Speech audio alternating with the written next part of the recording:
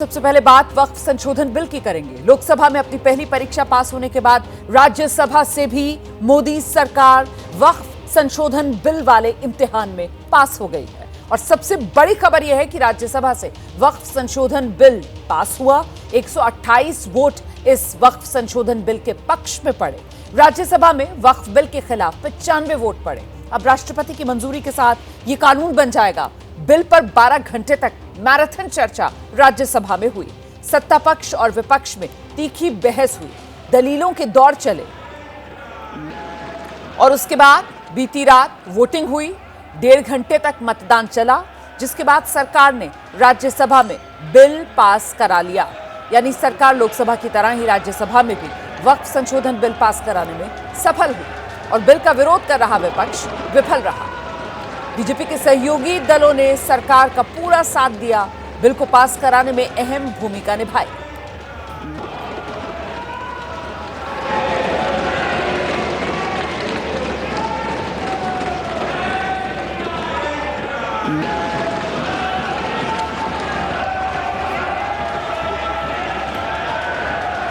Abstention 0.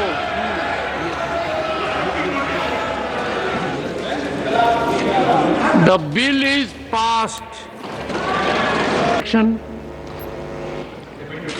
Ayes 120. तो ये उस समय की तस्वीरें आपके सामने हैं जिस वक्त मतदान के लिए बिल लाया गया और जब बिल मतदान के बाद पास हुआ उस समय देखिए किस तरीके से सदन में मेज थपथपाकर तालियां बजाकर स्वागत किया गया सरकार की इस पहल का। राज्यसभा में वक्फ बिल पास और वक्फ बिल पास होने की ये खुशी।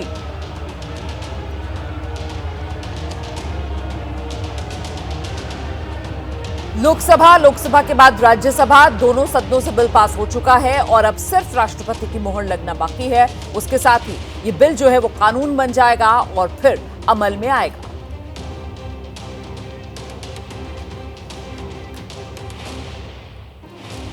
तो संसद से वक्फ संशोधन बिल पास होने पर प्रधानमंत्री नरेंद्र मोदी ने खुशी जताई है। सोशल मीडिया एक्स पर प्रधानमंत्री नरेंद्र मोदी ने पोस्ट किया, लिखा संसद के दोनों सदनों से वक्फ संशोधन विधेयक पास हुआ है। सामाजिक आर्थिक न्याय और समावेशी विकास के प्रयास में ये महत्वपूर्ण क्षण है। लंबे समय से हाशिए पर जो हैं, इससे विशेष रूप से उन्हें मदद मिलेगी। इन लोगों को आवाज और अवसर दोनों से वंचित रखा गया। संसदीय और समिति की चर्चाओं में भाग लेने वाले सभी सांसदों का आभार, जिन्होंने अपने दृष्टिकोण व्यक्त किए और इन कानून को मजबूत बनाने में योगदान दिया। संसदीय समिति को अपने बहुमूल्य सुझाव भेजने वाले लोगों का भी विशेष धन्यवाद। एक बार फिर से व्यापक बहस और संवाद के महत्व की पुष्टि हुई। दशकों से वक्फ प्रणाली पारदर्शिता और जवाबदेही की कमी का पर्याय बन गई थी। इससे मुस्लिम महिलाओं, गरीब मुसलमानों, पसमानदा मुसलमानों के हितों को नुकसान पहुंचाया। संसद द्वारा पारित कानून पारदर्शिता को बढ़ावा देगा और लोगों के अधिकारों की रक्षा करेगा। अब हम एक ऐसे युग में प्रवेश करेंगे जो सामाजिक न्याय के प्रति और संवेदनशील होगा। हम प्रत्येक नागरिक की गरिमा को प्राथमिकता देने के लिए प्रतिबद्ध हैं। इस तरह हम एक अधिक मजबूत, अधिक समावेशी भारत का निर्माण कर सकते हैं।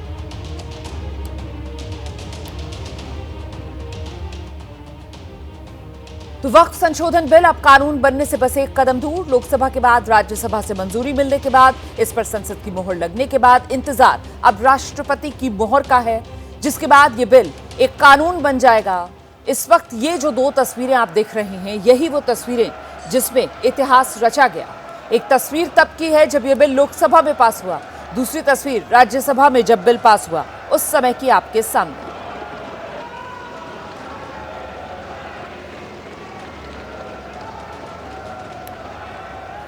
राज्यसभा में चर्चा के दौरान विपक्ष ने सरकार को बिल पर घेरा, बिल की खामियों को गिनाया, मुसलमानों का हक छीनने वाला यह बिल बताया। वहीं सरकार ने साफ करने में देर नहीं लगाई कि ये जो बिल है वो दरअसल मुसलमानों के ही कल्याण के लिए लाया गया है।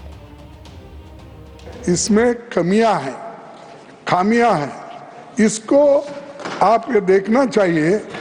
अगर हम लोग जो हम करते हैं वही सही, जिसकी लाठी उसकी भैंस अगर करते गए तो सर ये किसी के लिए ठीक नहीं होगा।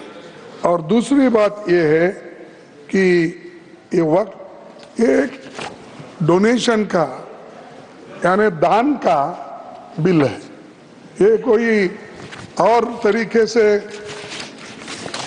पैसे लाने के लिए या पैसे जमा करने के लिए नहीं है।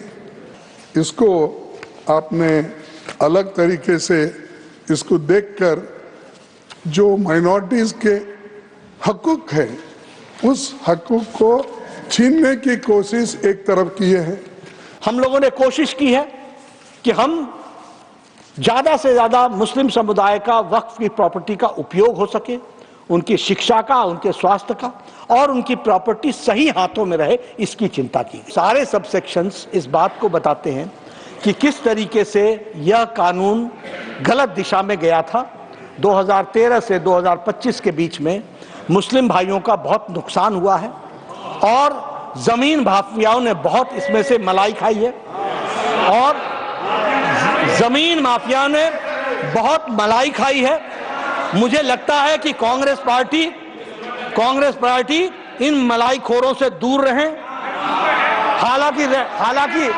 हालांकि रहना मुश्किल है आदतन, लेकिन मलाईखोरों से दूर रहें और गरीब मुस्लिम का, उसकी शिक्षा का, उसके स्वास्थ्य की चिंता करेंगे तो बहुत अच्छा रहेगा, ये मैं कहना चाहता हूं। तो सदन में ये जो चर्चा हो रही थी, इस चर्चा के दौरान विपक्ष लगातार हमलावर रहा। वक्फ संशोधन बिल को मुस्लिम विरोधी और गलत करार देता रहा। वहीं सरकार की ओर से दो टुक शब्दों में कहा गया कि ये धार्मिक मामलों में दखल का मामला है ही नहीं। हिंदू धर्म के ट्रस्ट में हिंदू को मेंबर होना चाहिए, आपने लिखा, हम इसका समर्थन करते हैं। लेकिन आप दूसरे धर्मों के ऊपर कह रहे हैं। कल को आप गुरुद्वारा कमेटियों में कहेंगे सिख नहीं, दूसरे धर्म के लोग इसमें आएंगे। कल को आप जैन कमेटियों में घुसड़ेंगे, बौद्धों की कमेटियों में घुसड़ेंगे। ये बात गलत है, ये पूरी तरीके से गलत है। हमने बार बार कहा वक्फ प्रॉपर्टी में कोई हस्तक्षेप नहीं किया जा रहा है। ये निजामुद्दीन दरगाह हो सकते हैं, हमारा यहाँ जमा मस्जिद हो सकते हैं, उसमें कोई गैर मुसलमान जाके क्या कमेटी में मेंबर हो सकते हैं? क्या नहीं हो सकता है? वो रिलीजियस बॉडी है। वक्फ बोर्ड जो है एक स्टैट्यूटरी बॉडी होता है और आप स्टैट्यूटरी बॉडी को कहते हैं कि सिर्फ मुसलमान ही रहना चाहिए। अगर उसमें सिर्फ मुसलमान ही होते हैं और वक्फ बोर्ड का जो अगर जमीन का विवाद एक हिंदू और एक मुस्लिम बोर्ड का बीच में अगर विवाद होता तो आप उसको कैसे ठीक करेंगे? क्योंकि विवाद तो सिर्फ मुसलमान आपस में सिर्फ नहीं होता है। वक्फ बोर्ड का जो विवाद होता है वो गैर मुसलमान के साथ भी होता है। तो आप चाहता है कि इसका निर्णय ट्राइब्यूनल और वक्फ बोर्ड में सिर्फ मुसलमान ही बैठे और हिंदू का साथ विवाद होगा, बाकी किसी धार्मिक ग्रुप के लोगों के साथ विवाद होगा, तो तय कैसे होगा? राज्यसभा में वक्फ बिल को लेकर कांग्रेस और बीजेपी सांसदों में जमकर बहस हुई है। कांग्रेस के सांसद नासिर हुसैन ने सवाल उठा दिया, जिस पर जेपी नड्डा ने कांग्रेस को करारा जवाब भी दिया। सुनिए। क्यों भ्रम फैला रहे हैं? और ये सिर्फ कांग्रेस का अचानक बनाया हुआ मामला नहीं वक्फ का। आपने अभी कहा कि अंग्रेजों के जमाने में वक्फ को रेगुलेट करने के लिए कई एक्ट्स आए थे, उसको आगे बढ़ाते गए, उसमें अमेंडमेंट लाते गए, उसमें सुधार लाने के लिए कई अमेंडमेंट्स लेके आए। कांग्रेस ने उसको सुधार करने के लिए कई काम किया है। और 1995 में 2013 के एक्ट्स के बारे में ये बार बार जो बोल रहे हैं वो बिल्कुल वक्फ बोर्ड को स्ट्रेंथन करने के लिए, वक्फ प्रॉपर्टीज को बचाने के लिए, एंक्रोचर्स को हटाने के लिए, उसमें ट्रांसपेरेंसी लाने के लिए हम लोगों ने वो अमेंडमेंट्स लेके लाए थे और इनका पूरा सहयोग और सपोर्ट उसमें था। 2013 की बात कही गई। हमारे नासिर साहब ने कहा कि 2013 में तो आप भी साथ थे। हाँ थे, साथ हम थे, लेकिन 2020-21 में हमें ध्यान में आया कि 1913 से लेकर 2013 तक वक्फ की प्रॉपर्टी भूमि 18 लाख हेक्टेयर थी और 2013 से 2025 में नई भूमि 21 लाख हेक्टेयर जुड़ गई, 21 लाख हेक्टेयर जुड़ गई। और इसका दुरुपयोग ना हो, हम नहीं कहते, हम we are not taking your land, ये 21 लाख भी तुम्हारी और 18 लाख भी आप ही का, लेकिन इसका दुरुपयोग ना हो इसलिए हमने ये तय किया कि इसको बिल ला करके जो एक्ट में 2013 में जो चीजें मिली हुई थी उसमें कुछ न कुछ परिवर्तन करना आवश्यक होगा।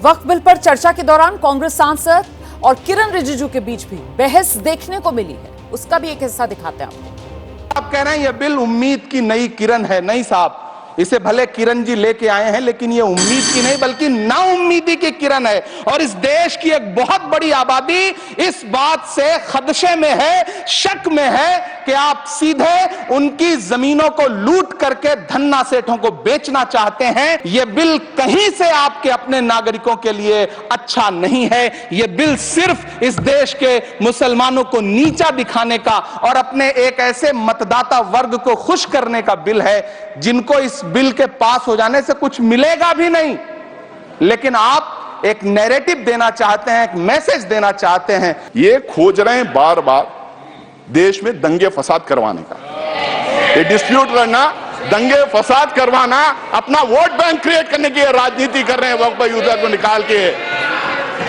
और दूसरा, अब ये कह रहे हैं कि हम उसको ले लेंगे। हम मुसलमानों को नहीं डरा रहे हैं, आप डरा रहे हैं। आप डरा डरा करके मुसलमानों को आप हमारे मुख्य धारा से बाहर करने का कोशिश आप कर रहे हैं। इसलिए मैं कहना चाहता हूं, जो सीएए का चर्चा हुआ था तो जो सदस्य, चाहे सदन का सदस्य हो या बाहर के हो, जिन्होंने कहा था कि सीएए पास होने के बाद मुसलमानों का अधिकार छिन जाएगा, नागरिकता छिन जाएगा, अभी 2 साल होने को है, किसी एक मुसलमान का नागरिकता छीना है तो आपने मिसलीड किया है, लेकिन किसी ने माफी नहीं मांगा। हम बड़ा दिल के साथ आपसे माफी भी नहीं मांग रहे आज, लेकिन और आगे गुमराह करने की कोशिश मत कीजिए।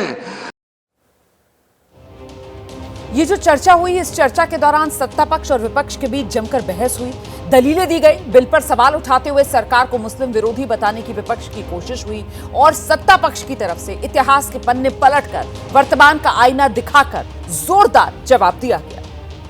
अशफाकुल्लाह खान जब फैजाबाद की जेल में फांसी के फंदे पर झूल रहे थे तो इसी देश की जमीन के लिए झूल रहे थे ना।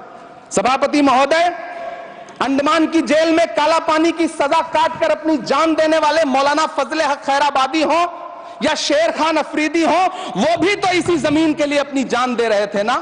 सभापति महोदय, पाकिस्तान के खिलाफ लड़ते हुए अपनी जान देने वाले महावीर चक्र विजेता ब्रिगेडियर उस्मान हो या पाकिस्तान के पैटर्न टैंक उड़ाने वाला परमवीर चक्र विजेता वीर अब्दुल हमीद हो, वो भी तो इसी जमीन के लिए अपनी जान दे रहा था ना।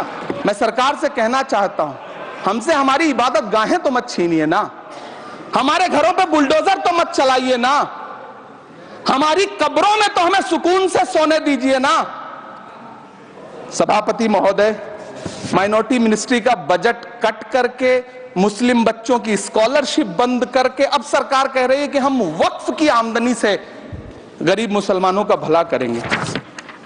गुजरात की बेटी बिल्किस के बलात्कारियों की रिहाई के बाद उन्हें माला पहनाने वाली लोगों के नेता ये कह रहे हैं कि यह बिल मुस्लिम महिलाओं को उनका हक दिलाएगा। धन्यवाद मोदी जी, क्या बढ़िया सौगातें मोदी दे रहे हैं आप। पहले हमें गुजराते मोदी दिया, आप सौगातें मोदी दे रहे हैं। मैं माननीय प्रधानमंत्री जी अपनी सरकार की तरफ से कहना चाहता हूं कि उन्होंने एक इबादत के भाव से काम किया है, तो मैं कहना चाहता हूं इबादतों की तरह मैं ये काम करता हूं, अपने फर्ज को झुककर सलाम करता हूं, फिर भी आप खिलाफत कर रहे हैं तो तेरी मुखालफत से निखरती है शख्सियत मेरी। मैं सियासी दुश्मनों का भी बहुत एहतराम करता हूं। जब आजादी मिली तो मुस्लिम समाज के प्रतीक कौन थे? उस्ताद बिस्मिल्लाह खां, उस्ताद फरीदुद्दीन डागर, उस्ताद बड़े गुलाम अली, उस्ताद जाकिर हुसैन जिनकी अभी कुछ दिन पहले डेथ हुई, बड़े बड़े नगमा निगार हसरत जयपुरी, मजरूर सुल्तानपुरी, साहिर लुधियानवी, कैफी आजमी, जोश मलियाबादी, जिगर मुरादाबादी। अब सर क्या हो गया? तब मुस्लिम समाज इन अदब के शाहकारों के साथ जोड़ा जाता था, आज मुस्लिम समाज का नेतृत्व किन लोगों के साथ जोड़ता है? इशरत जहां, याकूब मेनन, मुख्तार अंसारी, अतीक अहमद, दाऊद इब्राहिम, कौन जोड़ रहा है ये? डॉक्टर कलाम का नमाज जनाजा और याकूब मेनन का नमाज जनाजा एक ही दिन हुआ। कितने लोग याकूब मेनन के नमाज जनाजा में गए और कितने डॉक्टर कलाम के नमाज जनाजा में गए? डॉक्टर कलाम मेमोरियल पे कितने लोग की फोटो है? दिखाएं मुझे, सोशल मीडिया पे पोस्ट की हो। मगर अफजल हालात का मारा था, आपके एक मंत्री का ऑफिशियल ट्वीट है, वो इस सदन के सदस्य नहीं तो मैं नहीं बोल रहा हूं। याकूब मेनन की जुडिशियल किलिंग हुई, आपके एक नेता का, मिनिस्टर का ऑफिशियल ट्वीट है, सदन के सदस्य नहीं है इसलिए नहीं बोल रहा हूं। और सर 26/11 आरएसएस ने कराया, सदन के सदस्य बैठे हुए हैं। तो इधर सुधांशु त्रिवेदी की तरफ से बयान दिया गया, उधर सदन में हंगामा होने लगा। सुधांशु त्रिवेदी ने सफाई दी और कहा कि उन्होंने किसी का नाम तो नहीं लिया, लेकिन कांग्रेस के सीनियर लीडर दिग्विजय सिंह ने ऐतराज जताया तो गृह मंत्री अमित शाह ने पलटवार किया, लेकिन दिग्विजय सिंह का पारा चढ़ा रहा और दोनों के बीच हुई तीखी नोकझोंक। सर मैंने नाम किसी का नहीं लिया। सर आपने उड़ता तीर क्यों पकड़ लिया? सर मैंने नाम नहीं लिया, उड़ता तीर क्यों पकड़ लिया? सर मैं पूरी बात करूं। Honorable Digvijay Singh, please. No, I'll give a chance. I'll give. माननीय सदस्य, Honorable Digvijay Singh जी। माननीय सभापति महोदय, जो माननीय सदस्य ने बात कही है, मैं सुन रहा था डॉक्टर त्रिवेदी जी की बात। उन्होंने कहा था ऐसे ऐसे ऐसे मुसलमान हम लोगों के साथ है और वैसे वैसे मुसलमान इन लोगों के साथ है। बात यह है कि आपने जिस तरह से इस पूरी बात कही है, ये घोर आपत्तिजनक है, अपमानित करती है। और जो माननीय सदस्य ने भी मेरे बारे में भी कहा है, मैं उनकी निंदा करता हूं। Honorable Home Minister, मुझे ये सब कहने की जरूरत नहीं है, लेकिन जो गुजरात में दंगे और फसाद हुए, कौन कौन उसके लिए जिम्मेदार थे बताइए? Honorable Home Minister।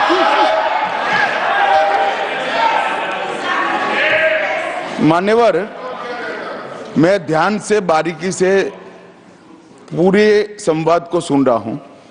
माननीय सदस्य सुधांशु जी ने दिग्विजय सिंह का नाम नहीं दिया। अब वो खड़े होकर कहे मेरे बारे में कहा, इससे साबित हो गए। और अभी भी मौका है, अभी भी मौका है। आपने नहीं कहा है कि 26/11 के हमले में आरएसएस का हाथ था, तो अभी खड़े होकर माइक चालू कराकर बुलवा दीजिए। माननीय